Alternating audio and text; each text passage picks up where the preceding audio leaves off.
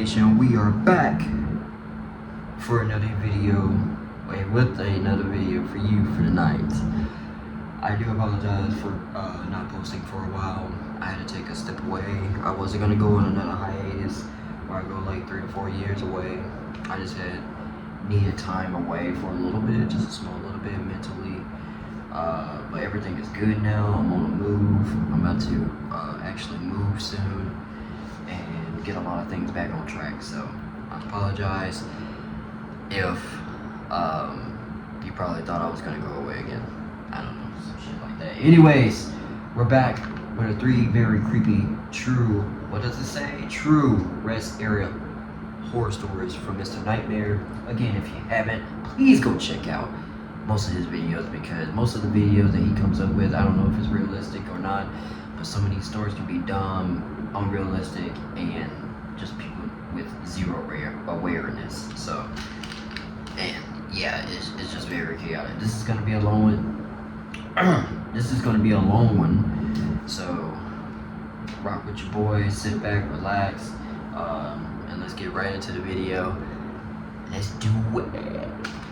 This is a very long video, but it's gonna be really, really worth it. I should have grabbed me some water, but I'm not gonna take the time out to do that. Buckle up, get some popcorn, get some water, get whatever you need. Grab a pod, grab a snack, sit back. Let's enjoy. When I was in my mid-20s, my girlfriend at the time took a job in Florida. The job was a contracted job where she would be employed for 6 months. Unfortunately, she needed to move to Florida for that 6-month window. Since I had a job here and we didn't want to break up, we decided to try the long distance thing. From my doorstep, her apartment in Florida was 12 hours and 3 minutes away. I made the drive several times over the course of her job. I honestly didn't mind driving. I would usually take Friday off, leave at 5 a.m., and spend the day driving. I would usually arrive in the evening, and then I would have all day on Saturday with her. The only issue with leaving early was that I would constantly get caught in heavy traffic, and that was always the worst. The last time I went to visit her before she moved back, I decided that I was going to leave Thursday after work and drive overnight. My logic was that the traffic would be far less annoying overnight. Early in my drive, I was convinced that I had made the correct decision.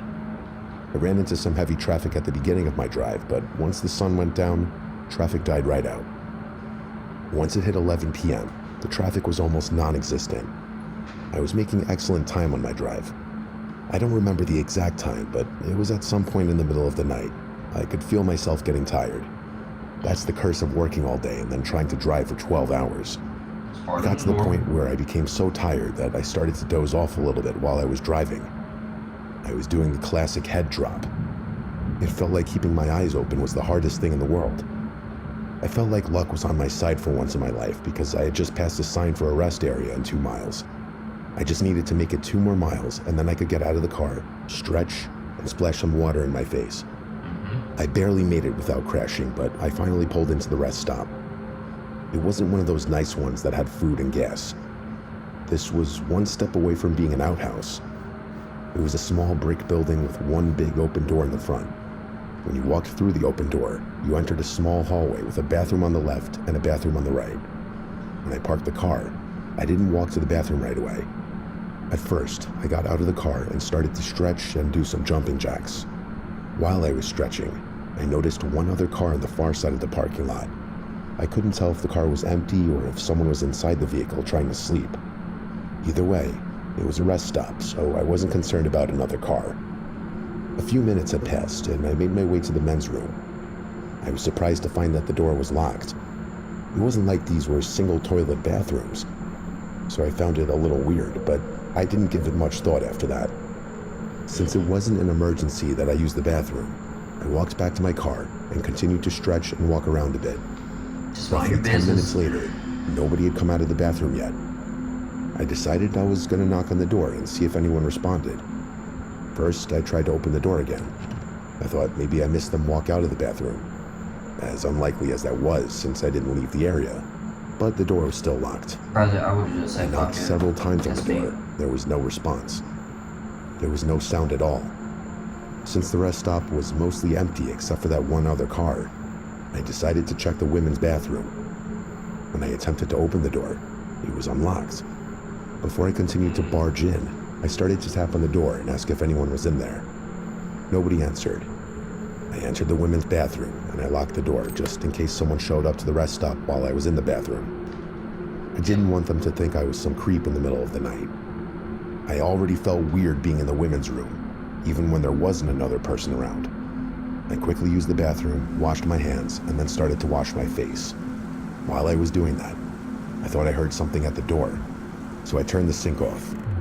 A second later, I heard it again. It was a light tap on the bathroom door. I was slightly embarrassed because I knew I would have to encounter whoever this was outside the women's room. I told the person tapping that I was sorry and that I would be out in 1 second. The tapping stopped for a moment, and then they started to beat on the door. I mean like aggressive slams into the door. I was nervous to open it. It wasn't just 1 or 2 hard knocks, but a continuous beat on the door. When they stopped, I walked over to the door and waited for a second to see if they would start knocking again. They didn't. I couldn't hear anything coming from the other side of the door. A few seconds later, I opened the door expecting to see an angry woman or some man about to beat me up for using the women's room, but nobody was there. I took a step out of the bathroom, and I noticed that the men's room across the hall was now open. The door wasn't wide open, but it was propped slightly open with something under the door. I also noticed that there was a trail of muddy footprints from the men's room to the women's room door, which was where I was standing. I was sketched out, but just happy to finally leave. All this tense anxiety with the bathroom had me feeling a lot more awake than when I pulled into the rest stop area. I would have said fuck yeah, That happiness to leave didn't last very long. As I walked out of the hall, I noticed that there was now a car parked directly next to mine. It was the same car that had been parked on the far side of the lot when I pulled in. At a quick glance, I didn't see a person, but I did notice the muddy footprints leading from the bathrooms to the passenger side of my car, no questions. which would also be the driver's side of their vehicle. Out of there. If it wasn't for the knocking on the bathroom door, I probably would have just kept walking my car, but something felt off. I decided to turn around and walk into the men's room, and I went into a stall to try and rationalize what was happening and just compose myself. I tried telling myself that even though all of this was weird and definitely a bit unsettling, I would have ran, it bro. must just be a coincidence. A product of me being overtired and in a sketchy rest area in the middle of nowhere with one First of other all, person. I wouldn't have done I was that. trying to tell myself that I wasn't in any real danger. While I was sitting in the stall giving myself the mental pep talk, the men's room door squeaked open slowly. When I ran into the bathroom, I was so anxious that I forgot to lock the door behind me, and I heard whoever it was lock the door behind them. I was actually shaking at this point. Whoever this person was slowly walked through the bathroom until they got to the stall next to mine. They went into the stall and shut the door. I could tell he was just standing there because I could see the tips of his boots from the bottom of the stall. He wasn't facing the toilet. He was facing a wall separating my stall from his. I thought about saying something, but instead I just did my best to stay quiet. This had to have been the most uncomfortable 30 seconds of my life. Brother. This person didn't move an inch and just stood on the other side of the stall. I didn't want to wait for the person to act. I slowly opened my stall door, trying to keep the squeak of the door as quiet as possible. Once it was open enough, I ran out of the stall and to the bathroom door. Thankfully, the lock on the door was just a normal deadbolt knob. I unlocked it and ran to my car. While I was making the short run, I saw muddy footprints all around my driver's side door. These footprints weren't on the driver's side when I went into the men's room. They were only on the passenger side. I unlocked the door and got inside. As I was reversing out of the parking spot as fast as I could, I saw a glimpse of a tall man in a green hooded sweatshirt run out from the restroom hallway. I drove off as fast as I could handle without crashing. I initially saw the headlights pulling out of the rest area behind me, so I decided to floor it. I was going almost 90 miles per hour.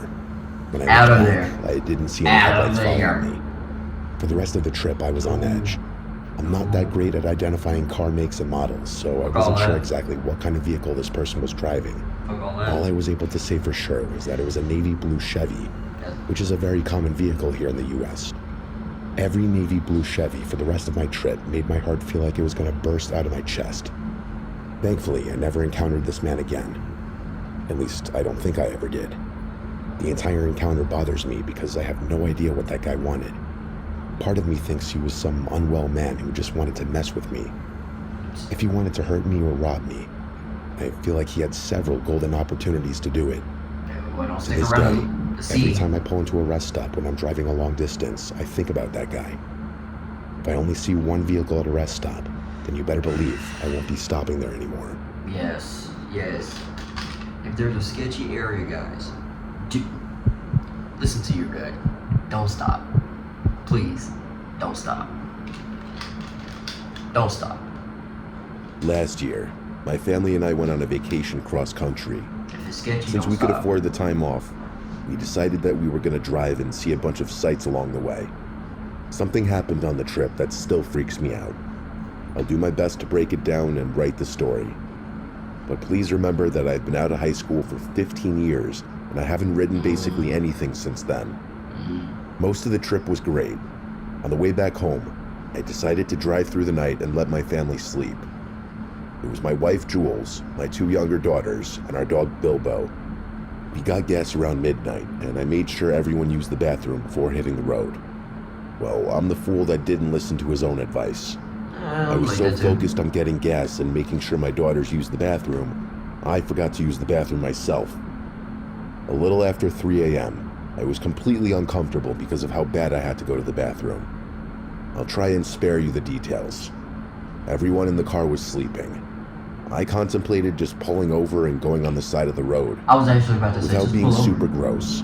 It wouldn't be as easy as just finding a tree to stand over, if you get my drift. Well, yes. During my struggles, I noticed a sign for a rest stop in 5 miles. I figured I could definitely make it 5 more miles. I will say that it was the longest 5 miles of my life, but I made it. I pulled up near the front of the bathrooms. I got out of the car and noticed this strange man staring at me with a strange expression on his face. He was sitting on a bench outside the entrance of the bathrooms. I wasn't super comfortable with leaving my family alone in the vehicle, but I literally couldn't hold it any longer. I made sure the door was locked, and I basically ran to the men's room. While I was running to the bathroom, the man on the bench turned his head and followed me with his eyes the entire time. It was super weird, but I had to go to the bathroom so bad I didn't care. When I was in the bathroom, I noticed a peculiar smell. Not your typical gross public bathroom smell. This was more of a strange smell than a gross one. It was almost like the smell of an electrical fire, but just a little different. I tried ignoring the smell since it wasn't my problem. While I was finishing up in the stall, the lights turned off in the bathroom. I started waving my hand around, thinking they were motion detecting lights, but it stayed dark. I reached for my phone to use the flashlight, but of course, my phone was still in the vehicle. I was fumbling around in the pitch black bathroom when a faint light came from the side of the room. The door had opened for a moment, then shut, and I was pretty sure someone entered the restroom. I was able to confirm that someone was standing there because I could hear heavy breathing. I also figured that the restroom must not have motion lights because they didn't turn on when this person walked in, meaning whoever they were, they must have intentionally turned the lights off for some insane reason. I tried not to make a noise, just in case this person was dangerous. It didn't sound like they moved from the door. That was still where I heard the breathing coming from. As quietly as I could, I finished my business in pure darkness and got ready to leave the restroom. I wanted to wash my hands, but I thought it was more important to make sure my family and I were safe. I slowly opened the stall door. I was ready to run over whoever was breathing like an animal in the darkness. As I left the stall, the lights turned back on, and to my surprise, nobody was standing there. I even took a quick look at the other stalls, and every other door was open. I was still alone. Complete darkness has a way of tricking your mind into thinking something is there when it isn't. Sometimes, yeah. Once I realized I was alone, I went over to the sink and started to wash my hands. That weird smell was starting to get overwhelming. I couldn't wait to just get back to my family. I was leaning over the sink, washing my hands, and when I stood straight again, standing behind me in the mirror was the weird guy from outside. I almost just punched him out of instinct. He literally came out of nowhere. I didn't hear him enter or walk up behind me. I asked him what his problem was, sneaking up on me and standing directly behind me like that. Brother, He you're just a good kept one. looking at me with that vacant look in his eyes. He was bald and likely 50, Get out. He almost looked like he was from another time. Get out. He was dressed in a button-up shirt and a pair of plaid dress pants, but it looked like something my grandpa would wear. It just looked like very old clothing. Something was off about this guy. After I asked what his problem was, he just stood there and continued looking at me. Just get out. I didn't want to wait another second and Thank find out you. what this freak wanted. I moved to the side and headed for the exit of the bathroom. He didn't try to stop me, but he did turn his body and continued to watch me as I walked away. When I got to the door, before I exited the bathroom, the man said in a voice that sounded like he was straining to speak, "It's good to see you again." I just waved and stormed out of the bathroom. Yeah, It was obvious to fuck me that. this man was unwell. Yeah. When I got outside, my family was still nestled safely and asleep in the truck. I should have just driven off as fast as I could, You should. but since I didn't think this guy was a real danger, I decided to try and let the dog go to the bathroom before hitting the road again. He loved being outside. But as soon as I got him on his leash and out of the truck, he started to go crazy. He was barking and acting completely erratic. He's telling you. I had never seen this type of behavior from him, ever, not even as a puppy. I was trying to get control of him, He's trying but to let you somehow know. he broke out of his leash and sprinted toward the bathroom door. I didn't know what was going on. I ran after him as fast as I could. He was digging at the bottom of the men's room door, trying to get it open. I was able to rehook his leash. I tried getting him back to the truck, but he wasn't having it. Something in that bathroom was setting him off. He wasn't just barking either. In between the barking and growling, he would whimper. I finally picked him up and carried him back to the truck. Just go. Don't As soon as he was investigate. inside the truck with the door shut, he was fine. Don't. He stopped barking and looked at me with those loving eyes. I was just about to leave when I had a horrible thought. No. What if something had happened to that guy in the bathroom? No. Just I don't worry remember the about it. smell, and this guy didn't exactly look like he was in the right state of mind. Don't worry What about if my dog was trying to get me to rescue him? it. Maybe, but I ran back to the bathroom, kicked open the door, and asked if he was okay. But there was no response. I was about to enter the bathroom again to check the stalls, but I had the worst feeling come over me. Something didn't feel right. leave. From the doorway, I did my best to scan the room. I even got down on one knee to see if I could see this man lying on the floor of one of the stalls. Nobody was inside this bathroom. Leave.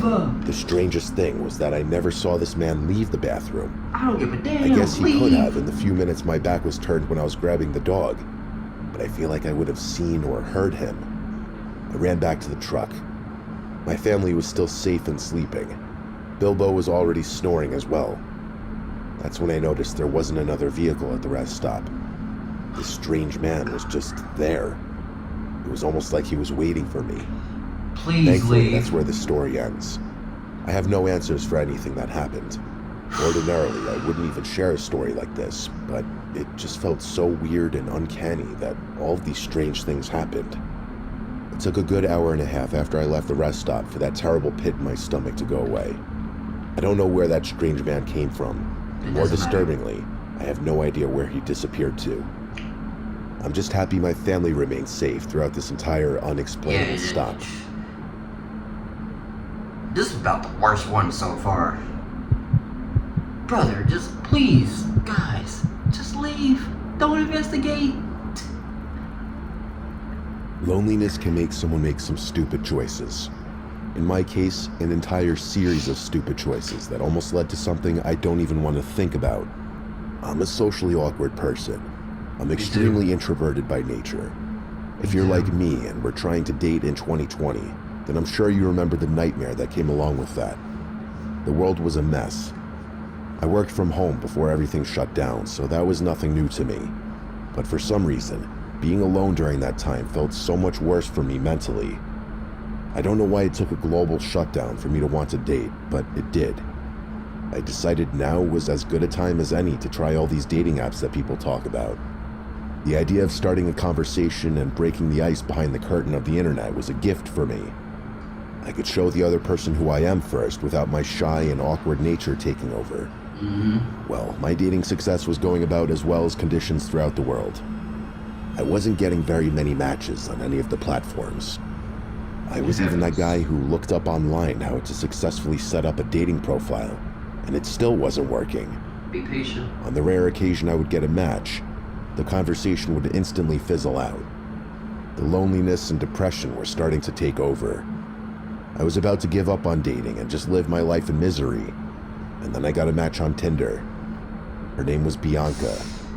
Just glancing at her photos, she was stunning. I'm on my own. But it wasn't just the photos. Against the world. It was her bio that made me hooked. It was almost like her Tinder bio was written for me. She was into comic books, movies, reading, science, and basically everything else I liked. She liked it as well. I thought about my response for a while because I wanted to make sure I didn't scare this woman away. I led with a stupid joke, and almost instantly she responded with a lot of enthusiasm. By that, I mean she had smiley faces and a bunch of exclamation points. The conversation started going well. We were talking about comic books, and she told me her favorite superhero was Batman, just like me. I told her I had a Batman tattoo, and she told me she did as well. When I called her out on it, she uploaded a picture of the Batman symbol on her triceps onto her Tinder profile, which is the exact spot my Batman tattoo is located. It was around this time that my brain started to yell at me that this was too good to be true. AI slop and all that wasn't relevant at this time, so I wasn't worried about that. But catfishing was still a huge problem, especially for lonely, depressed, awkward dudes like me. There was no way this woman was this perfect. I started to think that I was talking to a 49-year-old man sitting in his mom's basement. I continued messaging her on the app, trying to figure out how I could prove this woman isn't fake. She then suggested we exchange numbers so we could text without using the app. This is when I started to think that this woman is a fake, and now she's gonna ask for money or something. But nope, she was still just Bianca when we were texting. FaceTime. The only thing I could think of doing to prove she was real was to ask her to FaceTime me. Yes. Just talking on the phone is enough to give me crippling anxiety, Yeah, that still but won't work. FaceTiming someone was something else completely. I got myself pumped up and then worked up the courage to ask her to FaceTime. I was trying to think of an excuse in case she asked, but she didn't. She just agreed to FaceTime with me, no questions asked. When the call went through, I felt so many emotions. I was nervous to be speaking with this beautiful woman, but She was overjoyed real? that she was real. I was actually speaking with a real human. Okay. This was the woman in the photos. She wasn't an old dude or anyone else catfishing me. It was just Bianca. She was amazing. She must have known I was nervous. She had such a way with words. She was able to calm me down, and we ended up speaking for 2 hours on the FaceTime call. When I asked to see her in person, she got quiet and sounded sad. She told me that she was leaving this area tomorrow to go back to Tennessee, which was where she was from. She told me that she was on Tinder while she was visiting to maybe meet some interesting people. That's where I stay. She told me that Tennessee. she didn't think she'd meet anyone as amazing as me. Those were her words, not mine. I asked if I could see her before she left, and she told me she was leaving at 6 in the morning, so there wasn't any time. I was upset. I felt like I finally connected with someone, and she was being ripped away from me. Then she told me she had a crazy idea if I was up for it. At this point, she could have asked me to rob a bank, and I probably would have agreed. Brother. She said there was a rest stop off the highway about an hour from this location. She suggested that maybe we meet there now, spend a few hours together, and then she could still hit the road early. I agreed instantly and asked for the exact rest stop location. Because of my weak and fragile state of mind, it didn't dawn on me once to ask her to come over to my place or meet anywhere in town. She asked me to meet her, and that's all I needed to hear. We hung up the call, I got ready, and Don't do started this, my guys. trip to the rest stop. Don't do this. I texted her and told her I was on my way. She responded by saying that she was also on her way and sent a picture of her blowing me a kiss. She was behind the steering wheel in the picture. It took a little over an hour to get to the rest stop. There were no other cars at the rest stop, but I still parked near the back just in case she wanted more privacy. I waited around 5 minutes, Yeah, and more then I privacy texted to her kill and told you. her I was there. She responded by saying she was there as well. On the inside of my car, I looked all around, but I didn't see her car. Then I got out of my car and started walking around the small building that basically just had 2 bathrooms, a couple of vending machines, and some travel brochures. I didn't see any other signs of human life anywhere. I texted her again and asked exactly where she was, and she told me that she was parked behind the rest stop. She told me that there were a couple of parking spots back there, probably for maintenance workers. It was dark and much more private back there. Before I responded, she sent another message that said, "You should just keep walking behind the building and join me." Something finally started to click in my head. No. I Yes. wasn't blaring alarm bells, but something felt weird. Yes. I never told her that I got out of my car, so she shouldn't have known I was walking. But I ended up convincing myself that it was just me overthinking. As I started making my way around the building, I noticed that there weren't really any paths to get back there. Each side of the building was covered with heavy bushes and trees. There for sure weren't any roads that led back there. I'm an idiot though, and I started to push through all the bushes to get to the back of the building anyway. At least he admitted. It was about halfway to the back of the building when I realized this was crazy. I was struggling to walk through all the bushes. You don't get that There gut was no feeling? way she was behind the building. I decided to turn back and go into the building. I was standing in the lobby at the rest stop, and I texted her. I told her that I couldn't find the path to get behind the building and that she should join me inside. There were a couple of benches inside, so I told her we could sit on one and talk. My worst fear at that time was starting to come true. You must be down bad, 3 brother. minutes had passed and she didn't respond. I was getting ready to text her again when she responded with just the word, "No."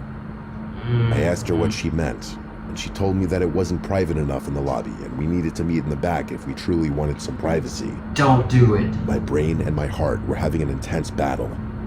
My brain told me to get into the car and leave, but my heart Yes. was whipped. We texted back and forth for a little while longer, trying to figure out what to do. Well, actually, it was basically just her trying to convince me to go to her. It felt like she was getting annoyed. Then she stopped texting again. I waited a few minutes and then sent her another text. No response again. I decided I was going to try to call her and talk this out without texting. As soon as the call went through, I heard what sounded like a ringtone jingle coming from the back corner of the building I was in. It was only for a second, and then I didn't hear anything. At the same time, the call stopped ringing and went to voicemail. For a split second, I thought maybe she caved in and she was joining me inside. I walked toward the direction of where I heard the ringtone, but I didn't see anyone. I tried calling Bianca again, but this time it went right to voicemail. I started walking closer to the back corner, which was where the vending machines were located. There was also another door next to the vending machines that could have led to the back of the building. When I was maybe 10 feet from the vending machine, I saw a faint shadow coming from the side of the machine, a separate shadow from the one the vending machine was making. I tried calling Bianca one last time, but it still went right to voicemail. I finally caught a whiff of potential foul play, and I quietly turned around and retreated to my car. Thank you. As soon as I got into my car, Bianca texted me asking where I was going with a sad face emoji. I guess her phone was now magically turned on. I wasn't going to respond. From my spot in the back, I drove up near the front of the entrance with my car lights turned off. Since it was dark outside, but the lights were on inside the rest stop, I could clearly see inside the windows. I saw a tall, skinny figure emerge from behind the vending machine and pull out his cell phone. It looked like they were typing. Then a message came through from Bianca. All it said was, "Where did you go?" That tall figure, whoever it was not the Bianca I had been talking to all night. She was short and had a completely different body type than this person. I didn't respond. I kept my lights off and quietly made my way to the exit. Once I got back onto the highway, I turned my lights on and drove home. It was almost 20 minutes later when I got another text from Bianca that just said, "I guess I'll get you next time." I had a hard time trying to understand what that meant. You know what I meant. I did eventually report this to the police, but so much time had passed that they couldn't really do anything. The phone number wasn't in service anymore.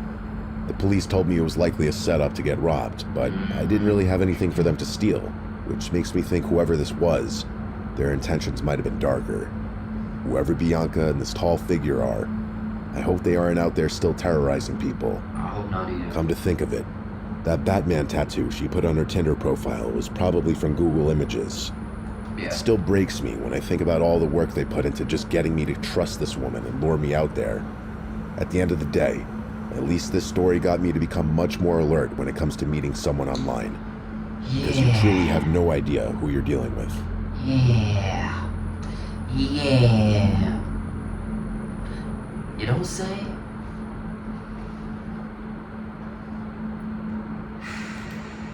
Brother.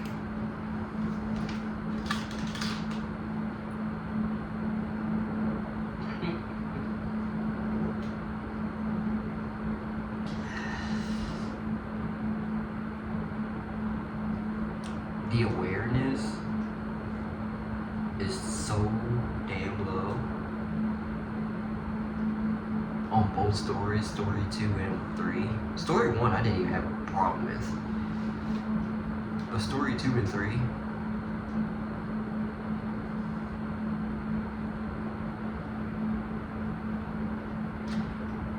story 3, brother, you must be down bad.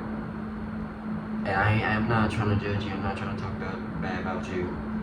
I hope, and actually I hope you are doing good now. I'm sending all positivity and good faith towards your way if you aren't. But brother, you must have been down bad.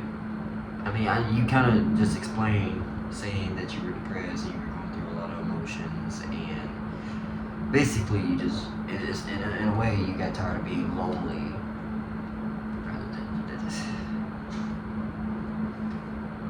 God was basically sending you so many signs to just turn around.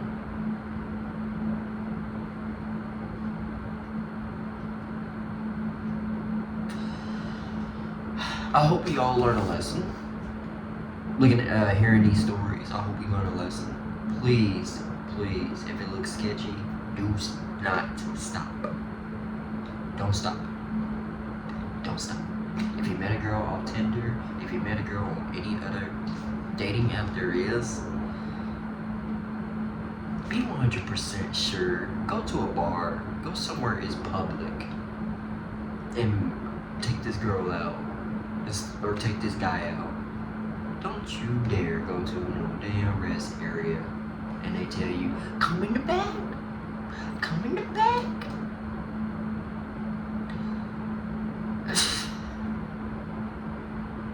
If you go in the back, you're a damn fool.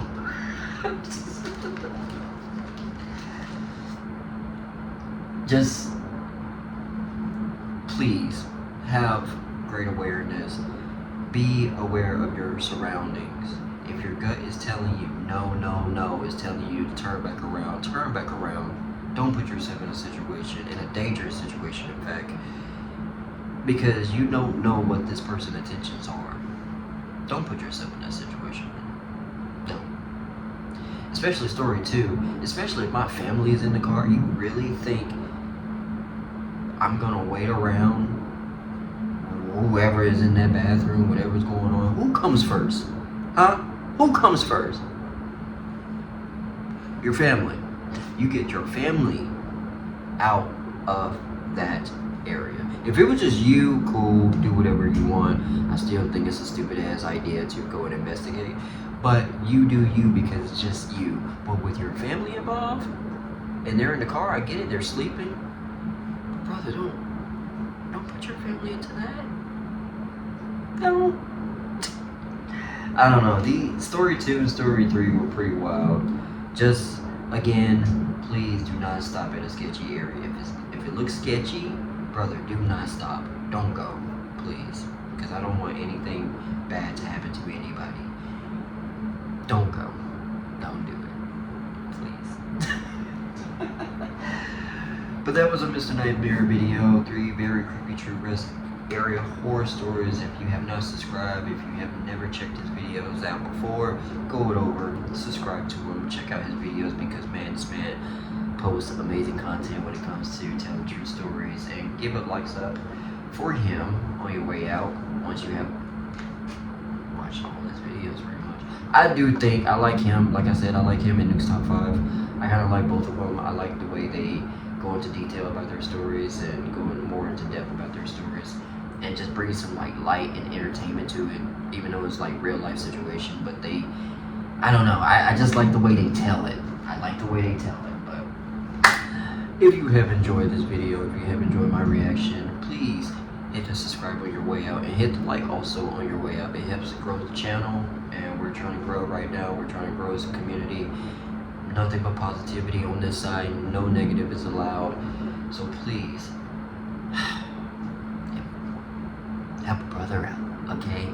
again, please don't stop at a sketchy